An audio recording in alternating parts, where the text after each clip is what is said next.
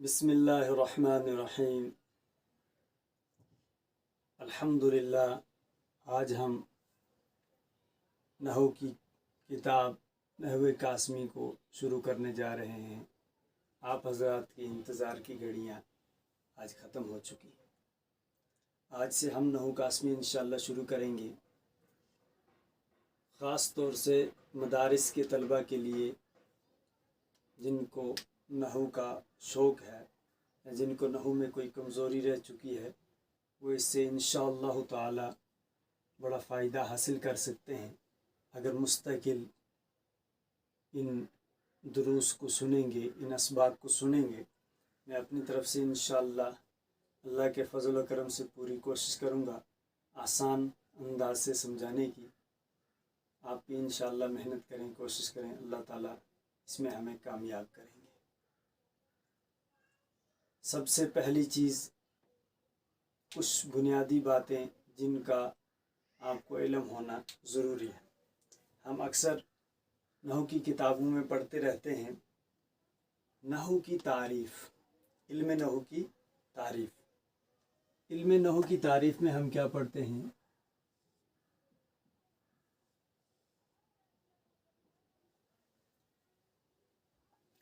نحو کی تعریف میں ہم پڑھتے ہیں علم نحو وہ علم ہے جس سے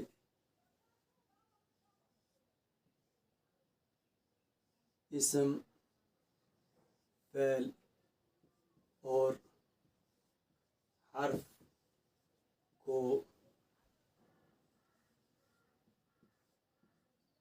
جوڑنے کا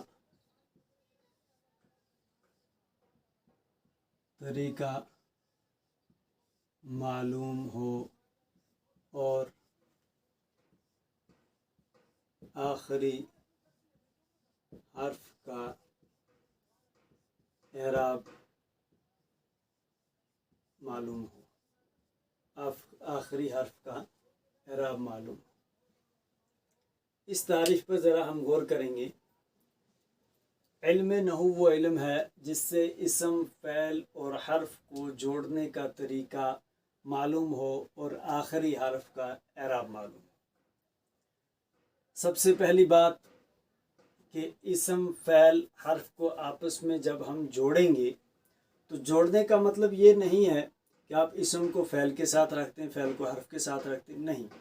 جوڑنے کا مطلب یہ ہے کہ جس جوڑ سے آپ کو فائدہ حاصل ہو، کوئی مطلب حاصل ہو، کوئی بات سمجھ میں آئے، اس کو جوڑ کہتے ہیں۔ مثال کے طور پہ میرے پاس لفظ ہے حامد،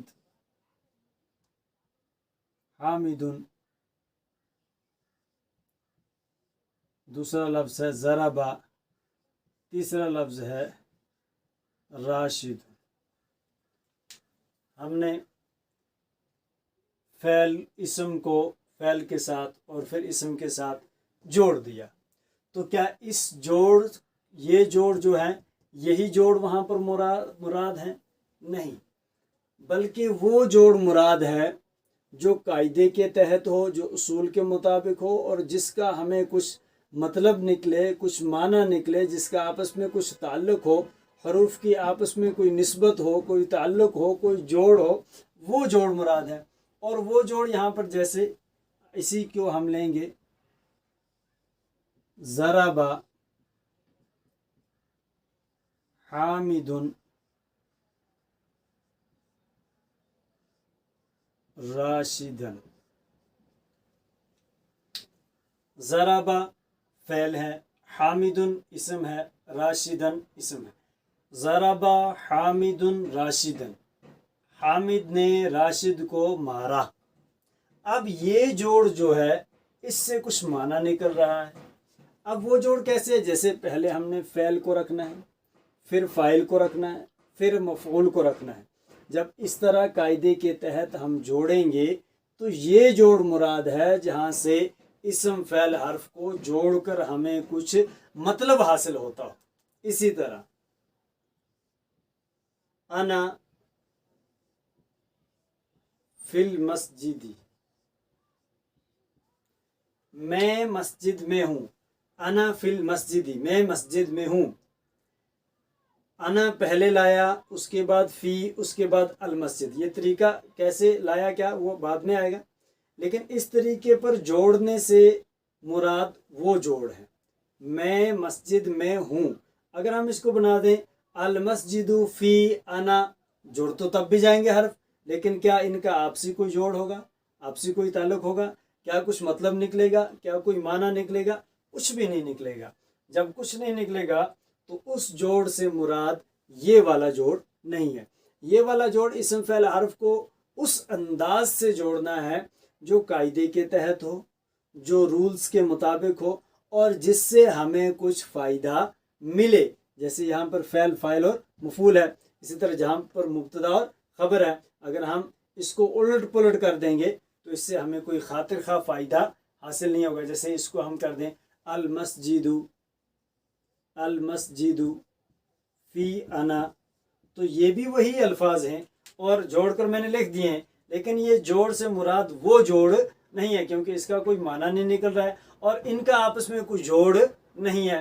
یہاں پر یہ حرف جر ہے، یہ مجرور ہے، یہاں پر آپ کیا بناؤ گے مسجد کو، اور فی کو کیا بناؤ گے، اور انا کو کیا بناؤ گے. یہاں پر انا مبتدا ہے، فی حرف جر ہے، المسجد مجرور ہے، تو اس کا ایک قاعدہ ہے، ضابطہ ہے.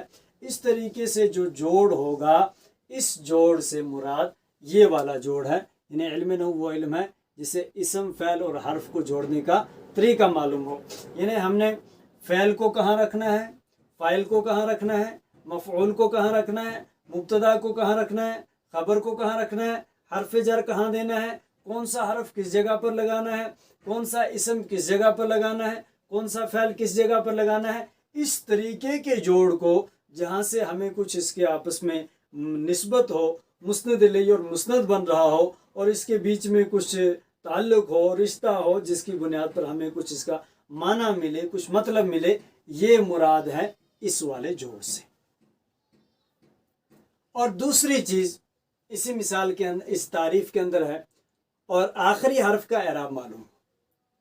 اب آخری جو حرف ہے جیسے یہاں پر ہے، آخری حرف حامدن میں دال ہے، راشدن میں بھی دال ہے. تو نحو کا دوسرا کام یہ ہے، پہلے تو طریقے سے اور ترتیب سے جوڑے گا کہ پہلے کون سا لکھنا ہے، پھر کون سا لکھنا ہے، پھر کون سا نکلا ہے، تب جا کر آپ کو کچھ معنی اور مطلب ملے گا. پہلے تو یہ جوڑ ہے. نمبر 2، جب یہ جوڑ ہو گیا تو اب یہ بتائے گا کہ حامد کے آخر پر کیا اعراب آئے گا، راشد کے آخر پر کیا اعراب آئے گا، وہ کیوں آئے گا، یہ بتانے کے لیے بھی نحو ہے. اب حامدن کے آخر میں ہم نے 2 پیش دیے، یہ اس کا اعراب ہے. یہ کیوں آیا؟ کیونکہ یہ فاعل ہے اور فاعل مرفوع ہوتا ہے، تو یہ فعل اپنے فاعل کو رفع دیتا ہے، تو یہاں پر رفع کی صورت میں 2 پیش آئی ہوئی. اور یہاں 2 زبر کیوں آئے ہیں؟ کیونکہ قاعدہ ہے کہ فعل اپنے مفعول کو نصب دیتا ہے، تو یہاں نصب کی صورت 2 زبر میں آئی ہے. تو آخری حرف کا اعراب کیا ہوگا؟ رفع ہوگا، نصب ہوگا یا جر ہوگی. جیسے یہاں پر ہے فی المسجد، تو یہاں زیر آئی ہے اور یہ زیر کسرہ، تو کسرہ کس نے دیا؟ فی حرف جر نے اس پر کسرہ دیا. اب یہ نحو ہی بتائے گا ہمیں کہ مسجد کے اوپر ہم نے پیش پڑھنا ہے، زبر پڑھنا ہے یا زیر پڑھنی ہے.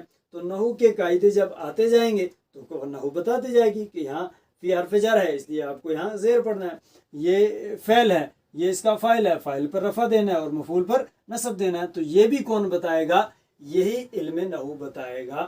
جب ہم اس کو مزید پڑھتے جائیں گے، اس کے قاعدے پڑھیں گے، تو ایک ایک قاعدہ ہماری رہبری کرتا جائے گا، رہنمائی کرتا جائے گا. ہمیں پتہ چلتا جائے گا فعل کیا ہوتا ہے، فاعل کیا ہوتا ہے، مفعول کیا ہوتا ہے، یا باقی مفعولات کیا ہوتے ہیں، اسی طرح حرف جر کیا ہے، اور باقی حروف جو ہیں وہ کیا ہیں. یہ سارا جو بھی معلوم ہوگا ہمیں یہ نحو کے ذریعے سے معلوم ہوگا. تو یہ علم نحو کی تعریف جو مختصر آپ حضرات کے سامنے میں نے پیش کی ہے. نمبر 2، دوسری چیز آتی ہے کہ علم نحو کا موضوع کیا ہے. اس کا موضوع کیا ہے؟ علم نحو کا موضوع یعنی اس میں ہم کیا چیز پڑھیں گے. تو اس میں ہے کلمہ اور کلام. यानी अकेला कलिमा आएगा اس کے بارے میں بھی بحث کریں گے، اور پورا جملہ آ جائے گا اس کے بارے میں بھی بحث کریں گے۔ زبر آیا، پیش آیا، زیر آئی، کلمہ کی کون سی حالت ہے، یہ کس حالت میں ہے، کلام آ گیا تو کس حالت میں ہے، اس کا پوری تفصیل کلمے اور کلام کی اس کے بیچ میں پڑھی جائے گی۔ اب اس کی غرض و غایت کیا ہے؟ اس کی غرض و غایت کیا ہے، یعنی ہم یہ نحو کیوں پڑھیں گے؟ غرض و غایت، ہم یہ نحو پڑھ کیوں رہے ہیں؟ تو اس کے پڑھنے کی غرض اور غایت یہ ہے کہ جب ہم اس علم کو اس علم کے مطابق اس علم کے قواعد کی، قانون کی رعایت کریں گے تو عربی بولنا، لکھنا، پڑھنا اس میں ہم غلطی سے محفوظ رہ جائیں گے۔ اس عربی پڑھنے میں، لکھنے میں اور بولنے میں ہم کوئی غلطی نہیں کریں گے۔ یہ ہمارا اس سے غرض و غایت ہے۔ یہ تین چیزیں مختصر آپ کے سامنے پیش کی ہیں۔ اب آگے کا سبق ہم دیکھتے ہیں کہ نحو میں ہم نے شروع کہاں سے کرنا ہے اور کیا کیا اس میں ہم نے پڑھنا ہے۔ تو سب سے پہلی بات نحو کے اندر آتی ہے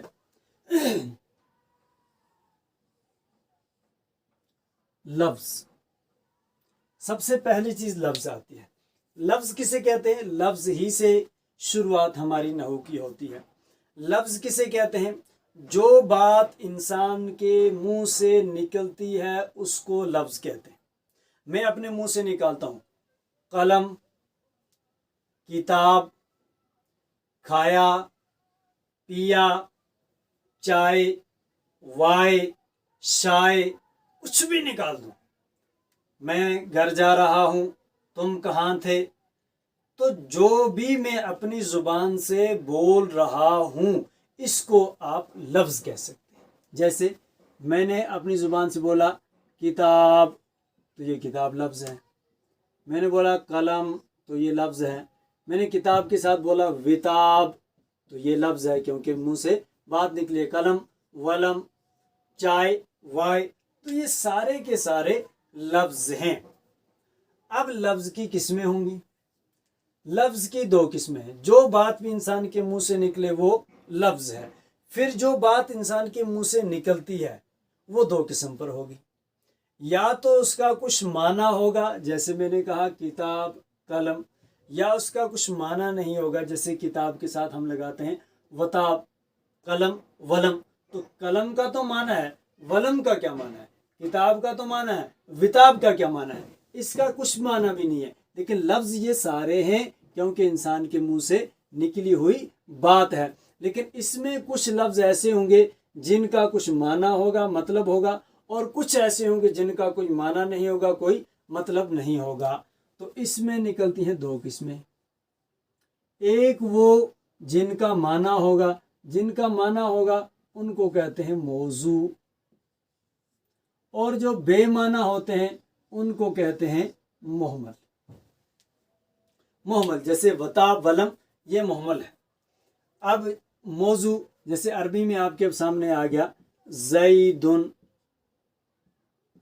زیدن ایک نام ہے، اسی کا الٹا آپ کر لو دیزن، دیزن، تو اس کا کیا مطلب ہے؟ اس کا کچھ بھی مطلب نہیں ہے۔ تو یہ معنی دار ہے تو یہ موضوع کہلائے گا، اور یہ بے معنی ہے تو یہ مہمل کہلائے گا۔ لیکن یہ دونوں ہیں لفظ۔ کیوں؟ کیونکہ مہمل بھی لفظ کی قسم ہے اور موضوع بھی لفظ کی قسم ہے۔ تو یہ دونوں لفظ ہی ہیں، لیکن ایک معنی دار ہے، دوسرا بے معنی ہے۔ جو معنی دار ہے وہ موضوع ہے، جو بے معنی ہے وہ مہمل ہے۔ اب ظاہر سی بات ہے بے معنی تو ہمیں پڑھنے کی ضرورت ہی نہیں ہے، نہ ہی ان کی قسمیں بنیں گی۔ تو آپ ایسا سمجھ لیں کہ لفظ باپ ہے، اس کے دو بیٹے ہوئے، ایک کا نام موضوع رکھا، دوسرے کا نام مہمل رکھا، اور یہ جو مہمل تھا اس کی کوئی اولاد نہیں ہوئی، یہ بے اولادہ تھا، تو اس کا مطلب یہ یہیں پر ختم ہو گیا۔ اب جو موضوع ہے، جو بات میں معنی دار ہے، معنی والی جو بات میں کر رہا ہوں، اس کی پھر دو قسمیں نکلیں گی۔ کون کون سی؟ جو بات میں کر رہا ہوں یا تو وہ اکیلی بات ہوگی، سنگل، ایک بات ہوگی۔ جیسے کوئی پوچھے یہ کیا ہے، جواب ملے گا قلم۔ یہ کیا ہے؟ کتاب۔ تو قلم، کتاب، یہ ایک ایک لفظ ہیں. اور دوسرا جواب یہ بھی ہو سکتا ہے یہ کیا ہے، میں کہوں گا یہ قلم ہے تو اس میں 3-4 الفاظ آ گئے. تو یا تو بات کرنے والا سنگل بات ایک بات کہے گا، یا بات کرنے والا ایک نہیں بلکہ 2 3 4 یا 10 100 جتنے بھی الفاظ استعمال کرے وہ زیادہ کہے گا. تو جب یہ معنی دار لفظ ہے اور بات کرنے والا ایک ہی لفظ استعمال کر رہا ہے تو اس کو کہیں گے مفرد. اور اگر یہ بہت سارے الفاظ ہیں تو اس کو کہیں گے مرکب. اب اس مفرد کا دوسرا نام کلمہ بھی ہے، مفرد کا دوسرا نام کلمہ بھی ہے. لیکن مفرد میں جو بات آپ کے سامنے آئے گی کہ لفظ مفرد کی تعریف لکھی ہے کتابوں میں. لفظ مفرد کی تعریف میں آپ کو بتا رہا ہوں. مفرد وہ اکیلا لفظ ہے، وہ اکیلا لفظ ہے جو ایک معنی پر دلالت کرے، جو ایک معنی پر دلالت کرے. یہ ذرا آپ اس تعریف کو غور سے دیکھیے گا، میں اس کو آپ کو سمجھاؤں گا. مفرد وہ اکیلا لفظ ہے جو ایک معنی پر دلالت کرے، جو ایک معنی پر دلالت کرے. جیسے لفظ قلم ہے، قلم یہ مفرد ہے کیونکہ ایک لفظ ہے اور ایک معنی پر دلالت کر رہا ہے.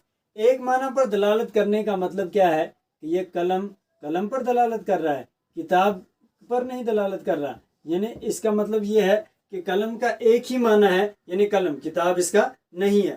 یہ مطلب نہیں ہے کہ ایک معنی پر دلالت کر رہا ہے، بلکہ ایک معنی پر دلالت کرنے کا مطلب یہ ہے کہ یہ اگر آپ کے پاس قلم ہے اور یہ اس کا نب ہے اور یہ اس کا وہ کیپ ہے، تو اس کا مطلب یہ ہے کہ ایک لفظ ہے اور ایک معنی پر دلالت کرنے کا مطلب یہ ہے کہ قلم، قاف، لام، میم تینوں حرف مل کر سر سے لے کے قلم کے پاؤں تک پورے پر دلالت کرتے ہیں. ایسا نہیں ہے کہ قلم کا کاف جو ہے وہ نب بتا رہا ہے اور لام جو ہے اس کی باڈی بتا رہا ہے اور میم جو ہے اس کا کیپ بتا رہا ہے. ایسا نہیں ہے. ورنہ ایسا نہیں ہے کہ قلم جو ہے مفرد کی آپ کریں گے وہ اکیلا لفظ ہے جو ایک معنی پر دلالت کرے. تو بہت سارے الفاظ ایسے ہیں جو لفظ تو ایک ہی ہے لیکن معنی اس کے 2-4 بنتے ہیں. جب معنی 2-4 بنتے ہیں تو پھر وہ ایک معنی پر کیسے دلالت کرے گا؟ تو ایک معنی پر دلالت کرنے کا مطلب یہ ہے کہ یہ ایک لفظ جو ہے پورا قاف، لام، میم یہ پورے اس پن پر دلالت کرتا ہے. ایسا نہیں ہے کہ قلم ان کے قاف الگ حصے پر دلالت کرتا ہے، لام الگ حصے پر دلالت کرتا ہے اور میم الگ حصے پر دلالت کرتا ہے. اسی طرح آپ کے سامنے جو ہے رجلن آ گیا، رجلن مرد. تو رجلن مرد مفرد ہے، کیوں؟ ایک لفظ ہے اور ایک معنی پر دلالت کرتا ہے. یعنی سر سے پاؤں تک یہ پورا رجلن ہے. ایسا نہیں ہے کہ را سے مراد تو سر ہے اور جیم سے مراد تو جسم ہے اور لام سے مراد پاؤں ہے. تو اگر ویسا ہوتا تو پھر ہم کہتے جی ایک معنی پر دلالت کرتا نہیں ہے. لیکن ایک معنی پر دلالت کرنے کا مطلب یہ ہے کہ یہ پورا را، جیم، لام تینوں کو ملا کے آدمی کے سر سے پاؤں تک پر دلالت کرتا ہے. تو یہ مطلب ہے مفرد وہ اکیلا لفظ ہے جو ایک معنی پر دلالت کرتا ہے. تو اب موضوع کی 2 قسمیں آپ کے پاس آ گئیں، مفرد اور مرکب. مفرد وہ اکیلا لفظ ہے جو ایک معنی پر دلالت کرتا ہے. اب میں آپ کو کچھ اس کا اجرا مختصر سا بتاؤں گا کیونکہ ہم ساتھ ساتھ میں اجرا کرتے جائیں گے، جتنا پڑھیں گے اس کا اجرا کریں گے. ہمارے پاس لفظ بھی پڑھ لیا ہم نے، علم نحو کی تعریف بھی پڑھ لی، علم نحو کا موضوع بھی پڑھ لیا، علم نحو کی غرض و غایت بھی پڑھ لی اور ہم نے لفظ بھی پڑھ لیا جو بات انسان کے منہ سے نکلے. پھر وہ نکلی ہوئی بات یا تو معنی دار ہوگی تو موضوع کہلائے گی یا بے معنی ہوگی تو محمل کہلائے گی. اور وہ جو معنی دار لفظ ہیں وہ یا تو ایک لفظ ہوگا مفرد کہلائے گا یا وہ بہت سارے لفظ ہوں گے تو مرکب کہلائیں گے. آج ہمارے پاس ایک لفظ ہے مدرسۃ. मदरसातुन। मदरसातुन का मतलब मदरसा, स्कूल। इसका हम इजरा कैसे करेंगे, मैं आपको मुख्तसर सा तरीका बताता हूँ। आहिस्ता आहिस्ता ये तरीका और बढ़ता जाएगा, अभी हमने बहुत कम सबक पढ़ा है। मदरसातुन, सबसे पहले इसका तर्जमा करना है स्कूल और मदरसा। मदरसा इन्हें पढ़ने की जगह, मदरसा और स्कूल। ये मदरसा क्या है, तो हमने सबसे पहले जाना है कहाँ पर, लफ्ज़ पर, क्योंकि सबसे पहली बात लफ्ज़ है। हम कहेंगे मदरसातुन, ये लफ्ज़ है, मदरसातुन लफ्ज़ है। हम कहेंगे मदरसातुन लफ्ज़ है, इसलिए कि इंसान के मुंह से निकली हुई बात है। इंसान के मुंह से निकली हुई बात है तो लफ्ज़ है। अब लफ्ज़ इधर ही तो ख़त्म नहीं होता, आगे भी है, तो हमें बताना है कि ये लफ्ज़ तो है, लेकिन लफ्ज़ की दोनों किस्मों में से कौन सी है। तो हम कहेंगे मदरसातुन लफ्ज़ है, इसलिए कि इंसान के मुंह से निकली हुई बात है। फिर हम कहेंगे लफ्ज़ की दोनों किस्मों, लफ्ज़ की, ये मैं पहले दिन लिखा देता हूँ, बाकी इंशाल्लाह ऐसे ही करेंगे। लफ्ज़ की दोनों किस्मों मौजू और मुहम्मल में से मौजू है, इसलिए कि मानादार है, क्योंकि मदरसातुन का क्या है, माना है। तो देखिए मैंने कहा मदरसातुन लफ्ज़ है, इसलिए कि इंसान के मुंह से निकली हुई बात है। लफ्ज़ की दोनों किस्मों, मौजू और मुहम्मल में से मौजू है, क्योंकि ये मानादार है। तो मौजू क्यों है, इसलिए कि मानादार है। मौजू की दोनों किस्मों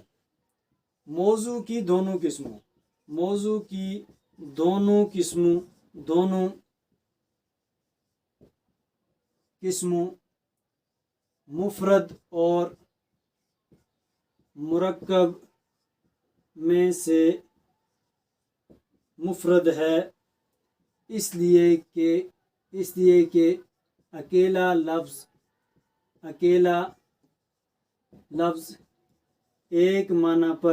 एक माना पर दलालत करता है।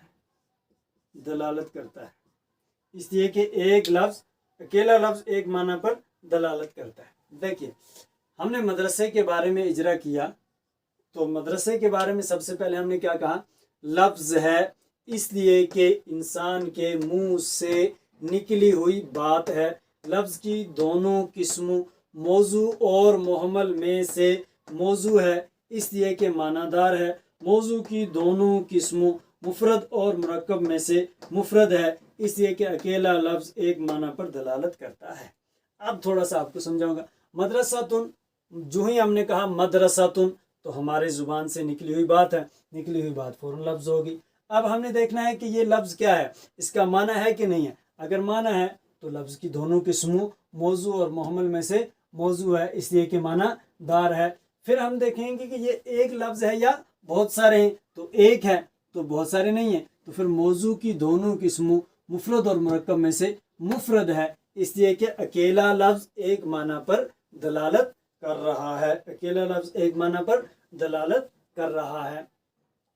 तो ये हो गया मदरसातुन का इजरा। इसी तरह अब आपके सामने मिसाल के तौर पे एक लफ्ज़ आ गया मदरसातुन को, अब हम काट देते हैं।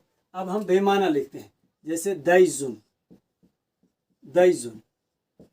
जो ही कहा तो ये मेरे मुंह से निकली हुई बात है, तो हम कहेंगे दैजुन लफ्ज़ है, इसलिए कि इंसान के मुंह से निकली हुई बात है। लफ्ज़ की दोनों किस्मों मौजू और मुहम्मल में से मुहम्मल है, इसलिए कि बे माना है। बस इधर ही ख़त्म हो जाएगा, क्योंकि मुहम्मल के आगे कोई शाखें तो है नहीं है। तो दैजुन का मुहम्मल का अगर करना होगा तो मुहम्मल को आप इतना ही चला सकते हैं कि लफ्ज़ है, लफ्ज़ की दोनों किस्म मौजू और मुहम्मल में से मुहम्मल है, बस बात ख़त्म। और अगर वो मौजू होगा तो उसको आप आगे भी चल सकते हैं। यहाँ तक का इजरा मैंने मदरसातुन पर करवा दिया, आप और भी बहुत सारों पर कर सकते हैं। जैसे कलमुन पर आप कर लेंगे इजरा।